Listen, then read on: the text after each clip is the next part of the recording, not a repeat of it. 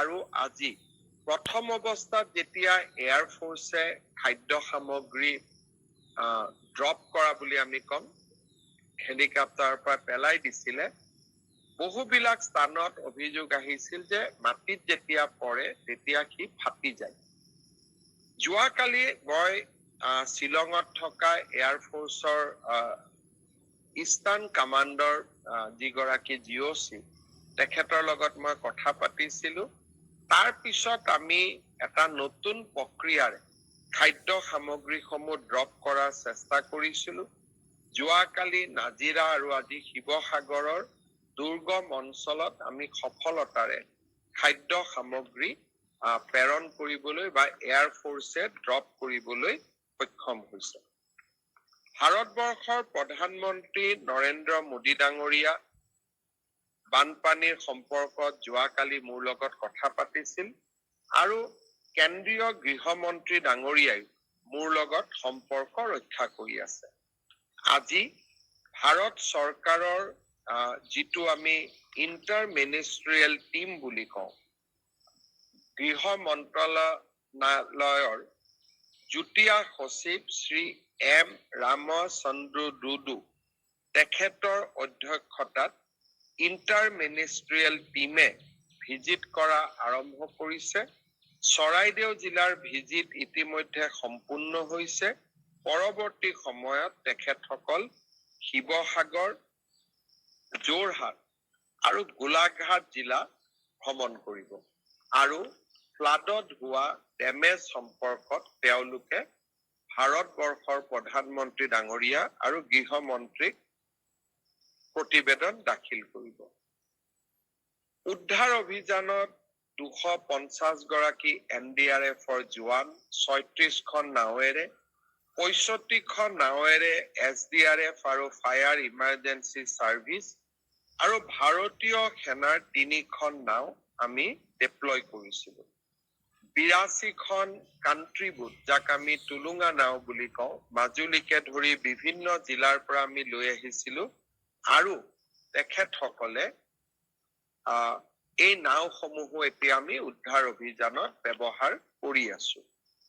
ভাৰতীয় বায়ু সেনাই 29টা চৰ্টি এতিয়ালৈকে লৈছে আৰু 4101 কেজি ৰিলিফ সামগ্ৰী তেওঁলোকে এতিয়ালৈকে তেওঁলোকে এয়াৰ ড্ৰপ কৰিছে।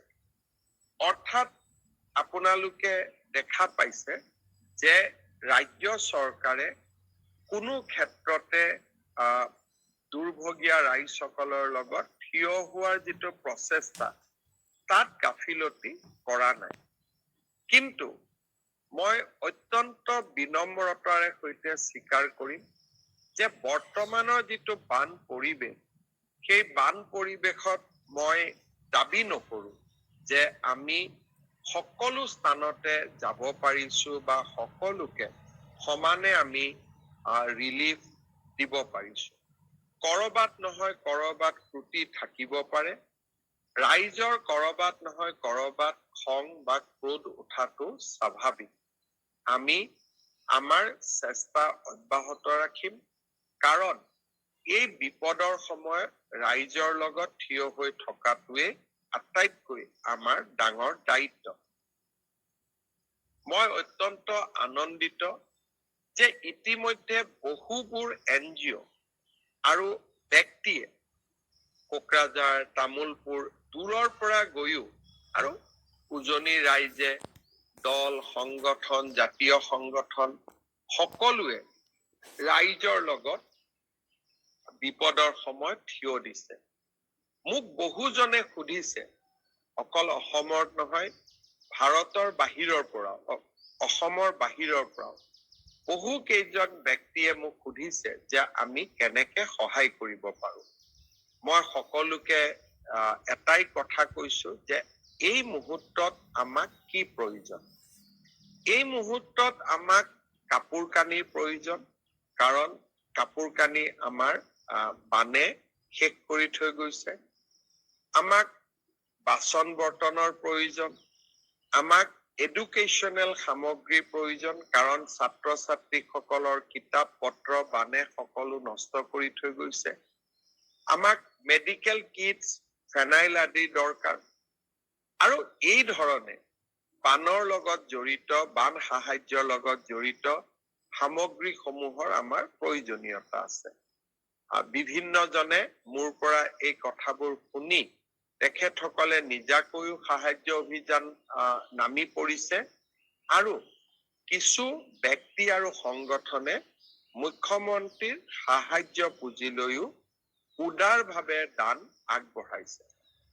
যোৱাকালি সন্ধিয়া আমি সকলোৱে জানো শ্ৰী শ্ৰী ঠাকুৰ অনুকূল চন্দ্ৰৰ প্ৰেৰণাৰে সৎসংগ এটা আমাৰ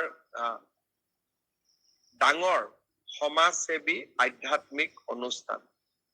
এই অনুষ্ঠানৰ বৰ্তমান নেতৃত্ব দি আছে পৰম পূজ্যপাত আচাৰ্যদেৱ শ্ৰী শ্ৰী অৰ্কধুতি চক্ৰৱৰ্তী, যাক আমি বাবাইদা বুলি মাতো। যোৱাকালি বাবাইদাই পৰম পূজ্যপাত বাবাইদাই 2 কোটি টকা শিৱসাগৰ, চৰাইদেউ, যোৰহাট, গোলাঘাটৰ ৰাইজৰ বাবে মোৰ হাতত তুলি দিয়ে, আৰু তেখেতে মোক কৈছে এই 2 কোটি টকা ৰাইজৰ বাবে ব্যৱহাৰ কৰিব লাগে। ঠিক তেনেদৰে এইকেইটা দিন মোৰ হোৱাটছআপত মই মেছেজ পাই আছো, কোনোবাই 100 টকা, কোনোবাই 500 টকা, কোনোবাই 10,000 টকা, কোনোবাই 25 লাখ, 10 লাখ টকা, কোনোবাই 50 লাখ টকালৈকে সহায় আগবঢ়াইছে। মই সকলোকে প্ৰতিশ্ৰুতি দিছো যে যিমানখিনি নাম আমি পাম, আমি ধুনীয়াকৈ বাতৰি কাকতত বিজ্ঞাপনেৰে আপোনালোকৰ দান বৰঙণি, আপোনালোকৰ সহৃদয়তাক আমি কৃতজ্ঞতাৰে সৈতে স্মৰণ কৰো। যোৱাকালি যেতিয়া বাবাইদাই, পৰম পূজ্যপাত বাবাইদাই মোক 2 কোটি টকা দিছিলে, সেই সময়ত মোৰ এটা কথা মনত আহিছিলে যে শিক্ষাতকৈ ডাঙৰ প্ৰয়োজনীয়তা আমাৰ নতুন প্ৰজন্মৰ বাবে আন একোৱেই হ'ব নোৱাৰে। শিৱসাগৰ, চৰাইদেউত প্ৰায়বোৰ প্ৰাথমিক বিদ্যালয়, হাইস্কুলত ভিতৰত পানী সোমাইছিলে, পলস পৰি স্কুলবিলাকত এতিয়া যাব নোৱাৰা অৱস্থাত পৰিণত হৈছে। আৰু সোনকালে যদি আমি শিক্ষানুষ্ঠানসমূহ ঠিক কৰি ল'ব নোৱাৰো, চৰাইদেউ আৰু শিৱসাগৰ জিলাৰ শিক্ষা ক্ষেত্ৰখনত এক ভাবিব নোৱাৰা অসুবিধা হ'ব। মই সেয়ে মনতে ভাবিছিলো, মই এটা জাষ্ট উদাহৰণ হিচাপে কৈছো যে পৰম পূজ্যপাত বাবাইদাই দিয়া 2 কোটি টকা 100খন প্ৰাথমিক বিদ্যালয়লৈ আমি 2 লাখকৈ টকা, 2 লাখকৈ বিতৰণ কৰি দিম, যাতে বিদ্যালয়বিলাক আমি ৰিপেয়াৰ কৰিব পাৰো, নিৰ্মাণ কৰিব পাৰো। অৱশ্যে যিটো সময়ত চৰকাৰৰ সাহায্য আহিব, তাক আমি আৰু ভাল কৰি মেৰামতি কৰিব পাৰো। ঠিক তেনেকৈ আপোনালোকে যিমান মোলৈকে সহায়, ৰিলিফ ফাণ্ডত আপোনালোকে সহায় কৰিব, তাক আমি শিক্ষা, ল'ৰা ছোৱালীৰ পাঠ্যপুথি, ল'ৰা ছোৱালীৰ সাজ পোছাকৰ কামত আমি ব্যৱহাৰ কৰিম। কিন্তু মই আকৌ কৈছো যে বানাক্ৰান্তক সহায় কৰাৰ একমাত্ৰ ৰাস্তা মুখ্যমন্ত্ৰীৰ সাহায্য পুঁজি নহয়। যিসকলে হাতে কামে গৈ তাতে চৰাইদেউ, শিৱসাগৰ জিলাত ৰাইজক সেৱা কৰিব পাৰে, সি নিশ্চয় সকলোৰে বাবে আদৰণীয়। কিন্তু যিসকলে নিজে যাব নোৱাৰে বিভিন্ন অসুবিধাৰ ক্ষেত্ৰত, তেওঁলোকে মোক যেনেকৈ দায়িত্ব দিয়ে, মই তেওঁলোকৰ হৈ দায়িত্ব পালন কৰিম। আজি ৰাতিপুৱা প্ৰধানমন্ত্ৰী ডাঙৰীয়াৰ মন কী বাত অনুষ্ঠান পৰিবেশন কৰাৰ পিছত মই সাংবাদিকসকলক লগ পাইছিলো। মই অনুভৱ কৰো ৰাজ্য চৰকাৰ, সামাজিক সংগঠন, NGO, জাতীয় সংগঠনসমূহে যি দায়িত্ব পালন কৰিছে, ভাৰতীয় জনতা পাৰ্টিৰ কাৰ্যকৰ্তাসকল আমি কেতিয়াও পিছুৱাই থাকিব নোৱাৰো। দলৰ সভাপতি শ্ৰী দিলীপ শইকীয়াৰ লগত আলোচনা কৰি আমি বিজেপিৰ কাৰ্যকৰ্তাসকলে ঠিক কৰিছিলো যে আমিও এই সাহায্য অভিযানত যিমান পাৰো আমাৰ দলটোৰ হৈও আমি সহযোগিতা আগবঢ়াম। স্বাভাৱিকভাৱে আমাৰ দলৰ মূল চালিকা শক্তিটোৱে হ'ল 50 লাখ আমাৰ কাৰ্যকৰ্তা। মোৰ ফেচবুক, মোৰ টুইটাৰ একাউণ্ট, বিজেপিৰ ফেচবুক, বিজেপিৰ টুইটাৰ একাউণ্টত আমি আমাৰ দলৰ একাউণ্ট নম্বৰটো ইতিমধ্যে ৰাইজৰ আগত আমি মুকলি কৰি দিছো। যিসকল আমাৰ কাৰ্যকৰ্তাই 2000 টকাৰ তলত সাহায্য দিয়ে তেওঁলোকে স্থানীয় বিধায়ক গৰাকীৰ হাতত এই পুঁজিখিনি তুলি দিব আৰু বিধায়ক গৰাকীৰ পৰা দলে এই পুঁজিটো সংগ্ৰহ কৰিব। আনহাতে কোনোবাই যদি ভাবে যে মই পোনে পোনে বেংক একাউণ্টত দিম, বিশেষকৈ 2000ৰ ওপৰত ৰাজনৈতিক দলে নগদ ধন সাহায্য হিচাপে ল'ব নোৱাৰে। এই বেংক একাউণ্টৰ জৰিয়তে আহিব লাগিব। আপোনালোকে আমাৰ বেংক একাউণ্টলৈকে পঠিয়াই দিয়ক। আমি এটা মনতে চিন্তা কৰিছো যে মই আগতে কলো যে আমি স্কুল বিলাকত 2 লাখকৈ দিয়া কি এটা কাম। আৰু এটা কাম আছে, এতিয়া আজি আমি ডিব্ৰুগড়, তিনিচুকীয়াৰ পৰা চাফাই কৰ্মীক আমি মাতিছো। মৃতদেহ বিলাক পশু পক্ষীৰ মৃতদেহ বিলাক যাতে আমি উঠাব পাৰো, যাতে পৰিৱেশটো বেয়া নহয়। কৰবাত আমাক পানীৰ পাম্প লাগিব, পানী উলিয়াবৰ কাৰণে অজস্ৰ পন্থা আছে। এই পন্থাবিলাকৰ ভিতৰত আৰু এটা পন্থা হৈছে যে আই মাতৃসকলক আমি একোখনকৈ মেখেলা চাদৰ দিব পাৰো নেকি। আমাৰ কণ কণ শিশুসকলক আমি একোটাকৈ স্পৰ্টিং গেঞ্জি বা টি চাৰ্ট বা চাৰ্ট এটা দিব পাৰো নেকি। ভাৰতীয় জনতা পাৰ্টীয়ে সিদ্ধান্ত লৈছে যে আমি আমাৰ কাৰ্যকৰ্তা সকলৰ পৰা আৰু আন যোনে যেনেকে আমাক সহায় কৰে আমি প্ৰায় 12 কোটি টকা যদি সংগ্ৰহ কৰিব পাৰো, আমি 2 লাখ মেখেলা চাদৰ দিব পাৰিম আৰু 2 লাখ চাৰ্ট বা টি চাৰ্ট আমি দিব পাৰিম।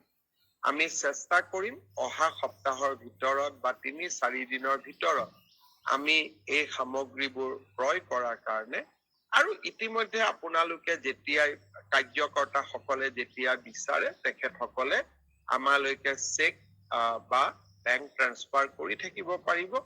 কিন্তু এই আঁচনিটো বা এই কামখিনি আমি বিজেপিৰ কাৰ্যকৰ্তা সকলে কৰিম।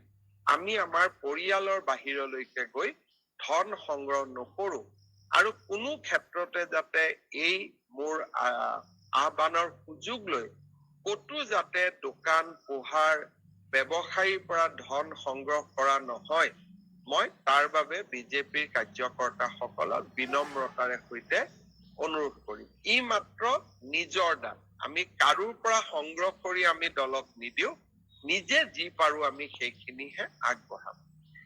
এনেকৈয়ে শ্ৰদ্ধাৰ ৰাইজ, পান সাহায্য অভিযানৰ লগত আমি নিজক জড়িত কৰাৰ চেষ্টা কৰিছো।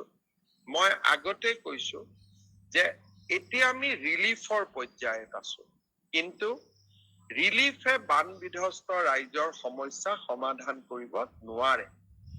ইয়াৰ বাবে ৰিহেবিলিটেশ্যন অৰ্থাৎ আমি স্থায়ী সহায় আগবঢ়াব লাগিব। যাৰ ঘৰ ভাঙি পৰিছে তাক ঘৰৰ বাবে পুঁজি আগবঢ়াব লাগিব। স্কুল ভাঙি পৰিছে তাক স্কুল নিৰ্মাণৰ বাবে পুঁজি আগবঢ়াব লাগিব। কাৰোবাৰ ৰাস্তা ভাঙিছে আমি ৰাস্তা নিৰ্মাণৰ কাৰণে সহায় কৰিব লাগিব। মথাউৰি ভাঙিছে আমি মথাউৰি নিৰ্মাণ কৰিব লাগিব। অংগনবাদী কেন্দ্ৰ ভাঙিছে আমি অংগনবাদী কেন্দ্ৰ নিৰ্মাণ কৰিব লাগিব। খেতি পথাৰলৈ আমি চিড, কঠীয়া, প্ৰয়োজন হলে ট্ৰেক্টৰ চলাবৰ বাবেও বা ট্ৰেক্টৰাইজেশ্যনৰ কাৰণেও আমি সুবিধা কৰি দিব লাগিব। বিধানসভাৰ অধিৱেশন শেষ হোৱাৰ লগে লগে 1 তাৰিখৰ পৰা আমাৰ মন্ত্ৰীসকলে নিজৰ নিজৰ দায়িত্ব, কৃষি মন্ত্ৰীয়ে কৃষি খণ্ডৰ বাবে, DRDA ৰুৰেল ডেভেলপমেণ্ট মিনিষ্টাৰে গাঁৱৰ উন্নতিৰ বাবে, শিক্ষা মন্ত্ৰীয়ে স্কুল কলেজৰ বাবে, মহিলা কল্যাণ আৰু শিশু কল্যাণ মন্ত্ৰীয়ে অংগনবাদী কেন্দ্ৰৰ বাবে, ফিচাৰী বা পশুধনৰ ক্ষতি কেনেকে আমি ক্ষতিপূৰণ দিম তাৰ বাবে আমাৰ মীন আৰু পশুপালন মন্ত্ৰী, হস্পিটাল যিবিলাক ভাঙিছে, সাব চেণ্টাৰ ভাঙিছে, তাক নিৰ্মাণৰ কাৰণে পুনৰ নিৰ্মাণৰ কাৰণে স্বাস্থ্য মন্ত্ৰী, এই সকলোবোৰে শিৱসাগৰ আৰু চৰাইদেউ জিলা ভ্ৰমণ কৰিব আৰু দুৰ্গত জনৰ লগতে ইনফ্ৰাষ্ট্ৰাকচাৰ সমূহ ৰিবিল্ড কৰাৰ বাবে আমি আমাৰ প্ৰচেষ্টা হাতত ল'ম।